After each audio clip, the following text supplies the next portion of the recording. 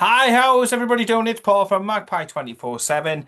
Back a little bit earlier than usual, of course. It's the return of the Champions League to St James's Park and Newcastle United. And I, for one, cannot fucking wait until tomorrow's massive game against Barcelona.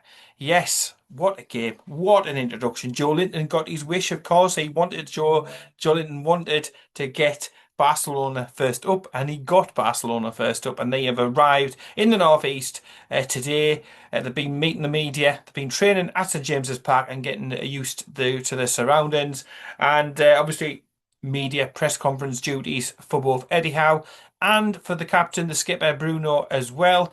So positive, lots and lots of positives, maybe one negative, but I think we already pretty knew it already. We'll touch and start on the negative, shall we, to get that one out of the way. Johan Wissa, we ain't going to see him before the international break.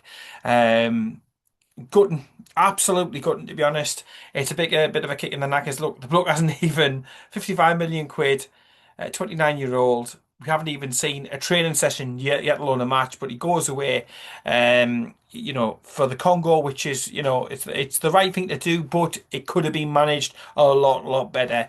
No football all summer, no pre-season to talk about, so they decide that that's the perfect opportunity to throw him into, two possible 90-minute matches back to back, and no consideration about, really he's at the beginning of what would be a pre-season for him. Introduce him gradually, maybe 20 minutes, half an hour in one match, 20 minutes, half an hour in the other. Something's better than nothing, and gradually we build him up, and then he's available for the next international window. But of course, because of the short termness of the management over in the Congo, I'm afraid to say. He's now injured. He's going to be out, going to miss another 6 games on top, and we're probably looking at what, Brighton or something like that after the international break. So Eddie Howe touched upon that a little bit today, and you can see it's a little bit frustrating because Gordon's back.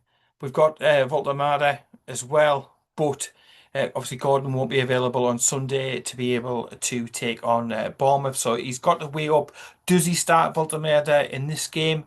Can he do 3 games in a week? He already talked about having cramps at half time in the first game, so it's probably highly unlikely. So there could be some rotation. It could be that Gordon plays up top and through the middle tomorrow, which probably isn't the worst idea. Counter-attacking, pace, etc., etc. But ideally, you want your best players playing. Ideally, you want to be able to have another striker to be able to bring off the bench, to be able to affect change in a match, to be able to change up tactics, and roll with the punches. We're not going to be able to do that. We will have a Sula, but I think I made my feelings pretty clear on the last video. I'm not totally convinced, and neither do I think is Eddie Howe, to be honest. I think it's a £15 million project that has gone a little bit off the rails, if I'm being honest. So, I mean, I'd love to be proved wrong. I'd love it if he, smashed in a goal from outside the box, top corner to win it. Nobody would be more happy than yours truly. But from the evidence of what I've seen, yes, he runs about. Yes, he puts himself about. He moves left to right, but he's a striker who doesn't get shots away, doesn't get goals, and I'm just not convinced. And I don't think Eddie is either. I think he will lead the line against Bradford that we've got coming up in the League Cup, but I think we'll see a cameo if Waldemar starts tomorrow. I think he gets through to 50 to 60, 65 minutes. He comes off. He might play a half against Bournemouth, or he's on the bench to start off against Barcelona. Gordon plays a good 60, 65 minutes. We see Voldemar brought on, and we see half an hour from him. It has to just be like that for the time being, and it's needs must. Personally, I'd start with the strongest team, the strongest players I've got available. So I would play Gordon wide left. I'd play Voldemar through the middle, and I'd play Elanga, but I'll get to that in a shortly on a reason why I'd go for that. But that's me. Eddie Howe keeping his cards very, very close to his chest, and yeah, he could throw a surprise, who knows? But yeah, back to the press conference. Really, really positive. He talked about a very historic fixture and one of magical significance. And yes, 28 years ago, a very younger version of myself, I can remember sitting at home, watching on the edge of my seat every kick, every run, every header, every cartwheel. It was amazing. It was astonishing, and I can't wait for the sort of second chapter tomorrow. And of course, Tino Asprilla is going to be in attendance, which is absolutely a fucking masterstroke by the club, I think. Again, involving the ex-pros, the players who've been there, done it, wore the t-shirt, all that sort of thing. But it'll be extra special to have Tino Asprilla, that is, back. Obviously, we will have a Tino playing ourselves tomorrow in Tino Livramento. He's definitely going to be starting. And Eddie Howe spoke in his press conference about using the knowledge that we gathered for the last time. I think he was a little bit disappointed we didn't get out of the group, despite the fact it was a very difficult group. But he said, look, just like when we got to the League Cup final and then, against Manchester United, we lost, we took note, we improved for the second time. So against Liverpool, we'd learned the mistakes and we were able to act upon them and be better. I think it's that sort of situation again. It's a case of, that last time, 2 seasons ago, it's getting used to it. It's the novelty, etc., etc. A lot like the first cup final. And then the second time you make the changes that are going to give you hopefully the edge to be able to actually win and make a fist of the competition. Now, obviously, I'm not talking about winning the entire Champions League. That's probably unrealistic. But I think Eddie Howe's determined to try and get through the group stage and, to make sure that we've got Champions League football heading into the spring, hopefully of next year. So that's the aim, that's the plan. It's a case of wanting to learn and grow from what we've done previously and give a better fist of it and better account of ourselves because we were unlucky. There's no doubt about it. A few dodgy refereeing decisions here and there, a whole host of injuries which Bruno spoke about. He was joking on about having like 3 and 4 goalkeepers on the bench and some youngsters, and he said, "Look, we're again." Just like Eddie said, we're in a better position now. We've got a better squad.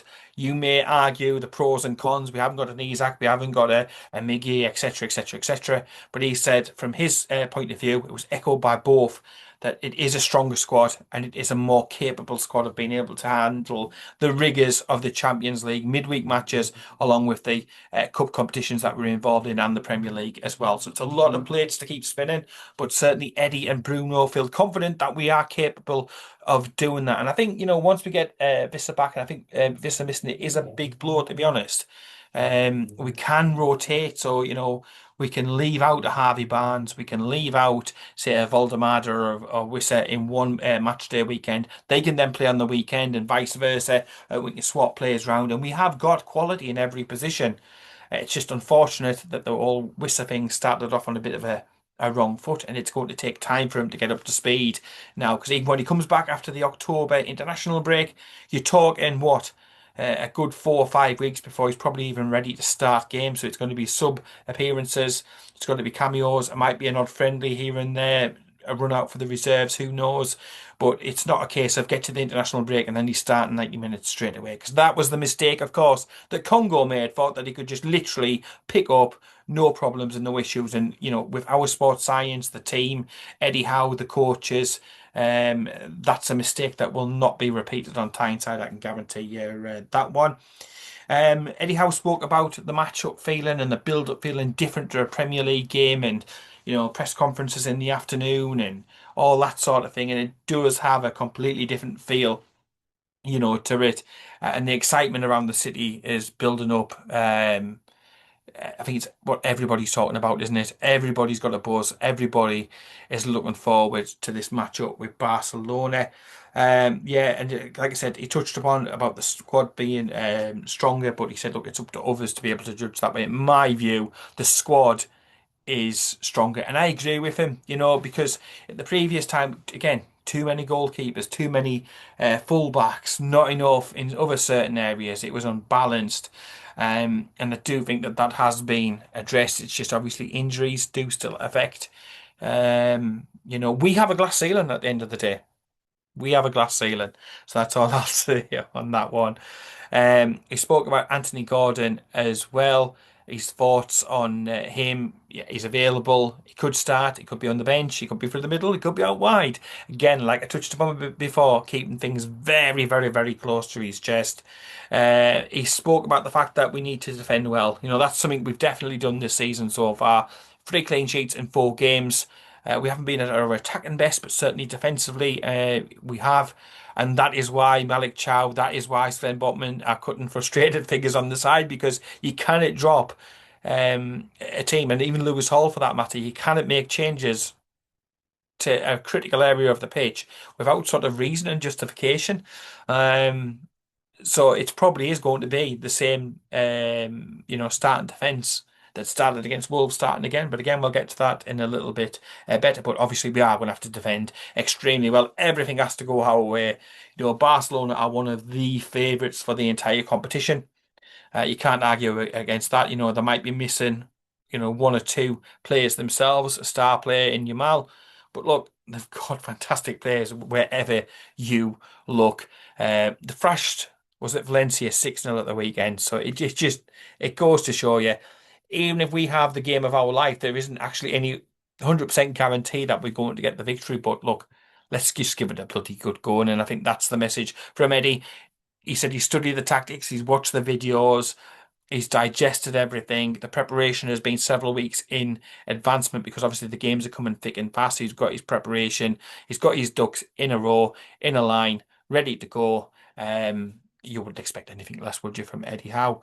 And he spoke about the fact that look, we've had magical nights. We want magical nights. Tomorrow may be a magical night, and let's hope it is. Got everything crossed.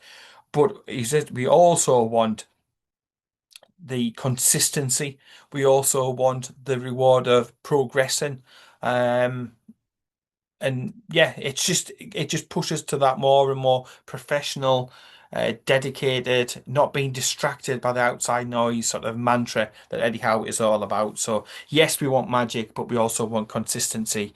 That being the key words about it. He spoke about Elanga. He said, look, he's ready to play. He's actually a lot more happier with him than possibly some of the other journalists in the room were. He said, look, he's adjusted new systems, new tactics, new demands on him. But Eddie Howe spoke glowingly about him and said, look, he could be a huge, huge deciding factor in this game. And you couldn't back against it. His pace on the break, on the counter attack, because we're not going to have probably much of the ball. That could be a real, real weapon for us to be able to use. Direct balls, long balls being played up top. Hopefully, if Walter starts aiming for Walter and then bringing that on, getting Gordon into the game, nice and busy, working back, getting forward at pace, because there is definitely things you can get about Barcelona. They're not all the quickest. Certainly the centre backs aren't the quickest about. So if we can get some speed, if we can get some pace, and some shenanigans going on against that defence, then you just never know. Fingers crossed, you've got an Alanga, you've got a Gordon, use the pace in behind, and let's see where it's able to take us. He said as well, it was a bit of a weird one because it was like about 15 minutes or so with Eddie Howe, and then it went straight on to a sort of separate press conference for Bruno. Bruno comes in, and again, he's reiterating a lot of what his manager said.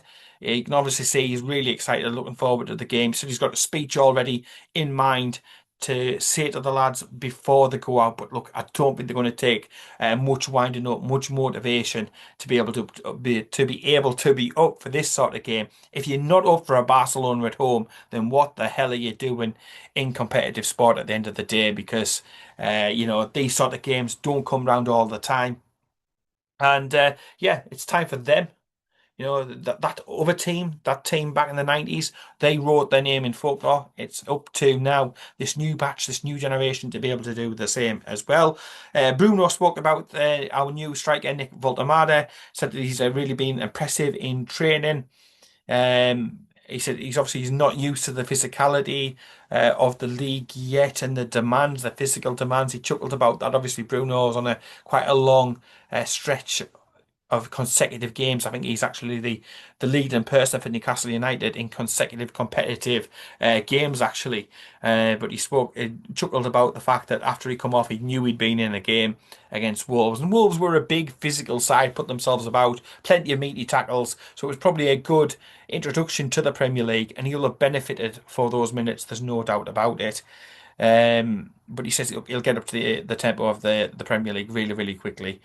Great lad, and definitely, full of quality, and he spoke about his training and seeing some impressive and encouraging things from our new giant German attacker.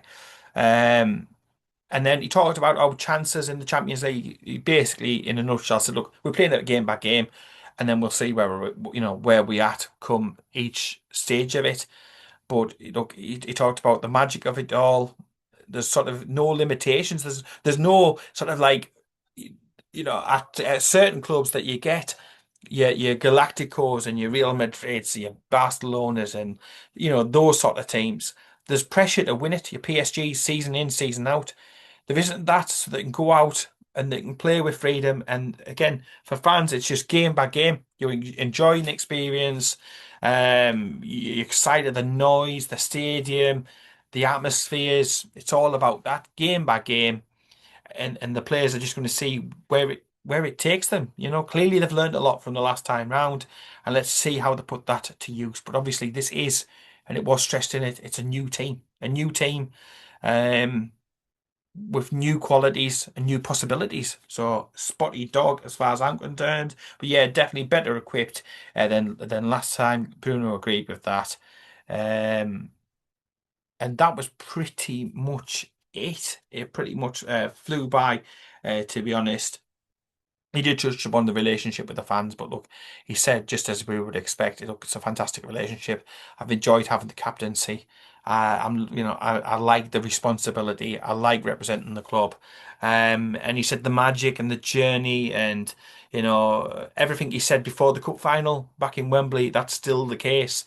Still the case that he wants to create his own history. And he's still writing his own story in the Newcastle United history books.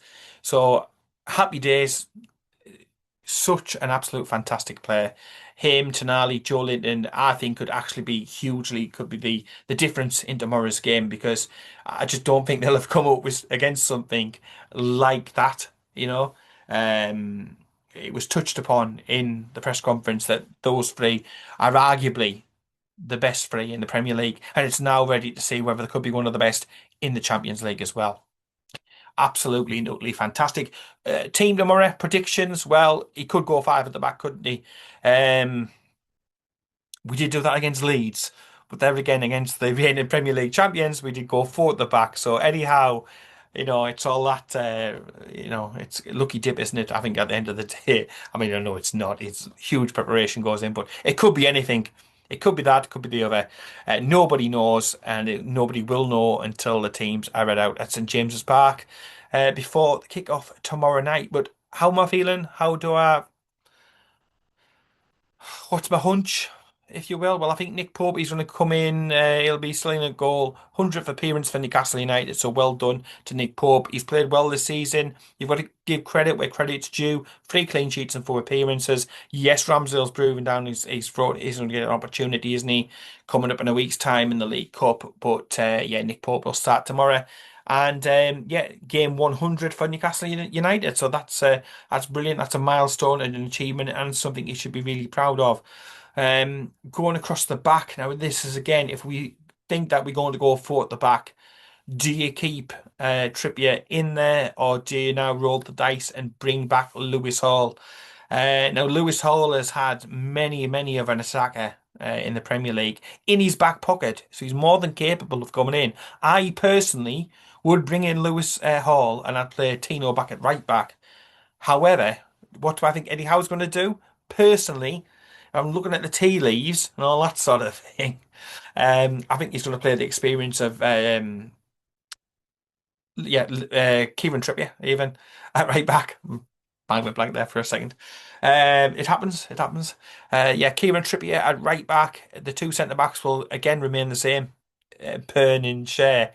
Um, they've just been so good, especially Burn, and that's no knock to Fabian Schär, but Burn's been absolutely corking. All the reviews, all the numbers I've been giving him on Fanalist, which it's going to an app that's going to be coming available very shortly. All my scores for the players has shown Tan Burn rating as one of the very best in the team. So you'll see that shortly anyway. That's yet to come. And then left back Tino Livramento. He's been he's been brilliant, hasn't he? Brilliant at left back. A little bit possibly quiet in the second half against Wolves, but yeah, this season he's been brilliant. He's been brilliant. So I would personally play Hall and Livramento. I think you'll go for Trippier and Livramento as the two full-backs. The two centre-backs staying the same. Across the middle, I don't think you can change it. You haven't got Ramsey, so you know that one is by the by. And I don't think Miley will start, and I don't think that Willock will start at all. So Joe Linton, Bruno, and Sandro Tonali, who to me in the Champions League now, it's the shop window, isn't it, and all that sort of thing. I don't want to lose him, but he's literally that good. He could play for a Barcelona, I've no doubt about it. He's absolutely and utterly fucking fantastic. One of the best midfielders I've ever seen play for us. He's that level of class, and we've had some amazing midfielders over the years. And then up top. It'll be, I think, the three. That's what we're going to go with for the time being. And I think Anthony Gordon plays wide left, wide right is Alanga, and up top is Walter Mada. I think you start as strong as you possibly can. I think that's what he'll go for. I think Walter Mada will last an hour, 65 minutes, and he'll come off. Gordon will play up top, and I think he'll bring on Harvey Barnes as the way he'll go. I don't think Asula will get a sniff in, a look in, a shoe in, and nothing in. I know we got a toe poke against Liverpool, but I just don't think he's going to be able to. Is trust him a wrong word? I just don't think he sees it in him. I really, really don't. I don't personally see it myself, but that's just my opinion. You may have different. Let me know in the comments down below. Elanga, I think he'll be in over Jacob Murphy. Now, Jacob Murphy's done absolutely nothing wrong, and he will get on as a substitute in the second half. I'm sure of that as well. But I just think for different opposition, you need different players. It's just like different tools when you're using, when you're fixing something up. Jacob Murphy is great when you just want the crosses firing in. And you're coming up against a team like Wolves who are going to sit back. You want somebody there who can get the crosses in. So, Waldemar can get his head on them and obviously cause a bit of havoc. For games where you're going to have less of the ball and you're going to be deeper, you want somebody who can run, take on defenders, commit people, try and win fouls. And I think with Alanga and with Gordon, you've got players with pace. They will win your free kicks. That will take the pressure off, and they are outlet balls. So you literally can just play them up into space, and they are capable of getting on the end, on the end of them and trying to make something happen. So for pace, for winning free kicks, and all that sort of thing, I think he's going to go with them. But again, you let me know down below what you think in the comments. And up top, like I say, if a Vista was available, I'll probably be saying he would be starting because, the cramp and all that sort of thing at the weekend. I wouldn't be taking too many risks, but needs must in this situation. So I think, like I say, Walter Marder will be up top. So just to recap what I think the team will be, it'll be Pope, it'll be Trippier, Fabian Schär, Dan Burn, and Tino Livramento. Easy for me to say. Look, it's been a long day. It really has. I need to get an early night or something. Across the middle, the three that you would expect: Joe Linton, Bruno, Antonelli. And I can't wait to see them up against Barcelona. I really, really can't. And then wide left, Gordon back in after serving 2 of his 3-game suspension. On the other side, Alanga, who, like I say, Eddie Howe spoke about on the press conference today. Up top, on his own, Nick Voltemade, and he'll need lots of support, people to get up and around him, get them crosses in, and who knows, a cross, a header, probably no cartwheels, but I'll tell you what, I'd snap your hand up for a 3-2 victory right now for Newcastle United. Look, I'll take 1-0 going in off somebody's ass in the 94th minute, to be honest. But fingers crossed we can get some points out of this and start this campaign, this Champions League campaign, in a positive manner, and then take that buzz of a good performance and a good result into the weekend's game against a team who we just, I don't know, away from home, we just don't seem to do anything, do we, against Bournemouth? So it's a game where every advantage that we can get, I'd like us to get, to be honest. But that is for another day. We'll be back on Friday, probably afternoon after the press conference has been done, to discuss this weekend's game. But the games are coming absolutely thick and fast, but no more important than the next one. Barcelona at home in the Champions League. And yeah, it is literally what we fought for all of last season, to get into the Champions League, to play these sort of nights under the lights against the best opposition from around Europe. And you've got to pinch yourself. Not too long ago, uh, we were playing the likes of bloody Burton, and now we're playing Barcelona. How far the club has come in such a short period of time. Unfucking believable. Can't wait for it. For those of you who've got tickets for it, yeah, lucky, lucky, lucky folk. I know I am. I'll be there. I know I feel lucky.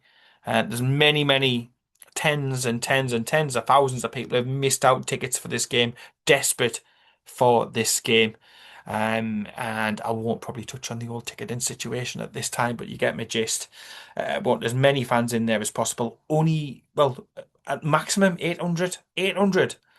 Barcelona fans are going to be inside there, so it's going to be a very, very partisan, loud Newcastle United support, and Barcelona fans are going to be outnumbered severely inside the stadium tomorrow as well. Bit surprised, but I know Spanish teams don't historically travel very well.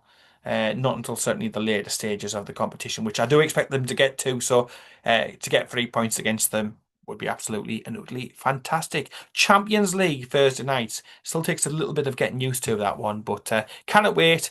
Ready, set, and go for tomorrow. Subscribe to the YouTube channel for Magpie 24/7, and yeah, all of our socials whilst you're on as well. I appreciate that. Hit a thumbs up, get in the comments below, what's your score prediction? Why not go for 3-2? Why not? Let the magic happen again. Let's rewind the fun and all that sort of thing. 3-2, Newcastle United to win it. And it'd be nice if we got a Tino goal as well, but anybody, any Newcastle United player, I'll happily take. Yeah, I'm going to leave it there. So please do all the kind stuff with regards to the socials and the YouTube channel as well. And in the meantime, take care. Keep it tuned. Fingers crossed. Kind of fucking wait. And I'll speak to you later.